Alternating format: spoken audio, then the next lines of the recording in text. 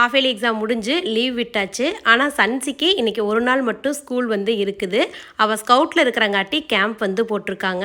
நம்ம ஈரோட்டில் அரச்சலூருக்கும் பக்கத்தில் இருக்கிற ஓடாநிலை தீரன் சின்னமலை அவர்களோட அந்த நினைவிடத்துக்கு வந்து போகிறாங்க ஸ்கூல்லேருந்து. அதனால் ஸ்கவுட் ட்ரெஸ் எல்லாம் போட்டுட்டு மேடம் ரெடி ஆகிட்டாங்க. கேம்புக்கு போகிறதால டிஃபன் பாக்ஸ் வேண்டாம், சாப்பாடு பார்சல் பண்ணி கொடுத்துருங்கம்மான்னு சொல்லிட்டா. நூடுல்ஸ் செஞ்சு கொடுக்குறீங்களான்னு கேட்டால் சரின்னு நூடுல்ஸே செஞ்சாச்சு.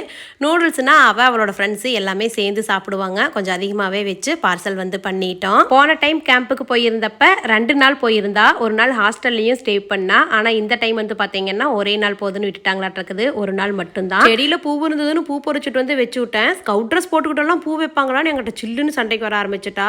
சரி என் பிள்ளைக்கு பூ வைக்கணும்னு ஆசையாக இருக்குது, நான் வச்சு விட்றேன்னு சொல்லிட்டு வச்சு கொண்டு போய் ஸ்கூலில் விட்டுட்டு வந்தாச்சு. எனக்கு கொஞ்சம் ஆஃபீஸில் வேலை இருந்ததுன்னு வேலையை பார்த்துக்கிட்டு இருந்தேன். இந்த குட்டி பிள்ளைக்கு அக்கா இருந்தால் சண்டையாக இருக்குது, இல்லைன்னா என்ன பண்ணுறதுனே தெரியல. அக்கா எப்போ வருவா, அக்கா எப்போ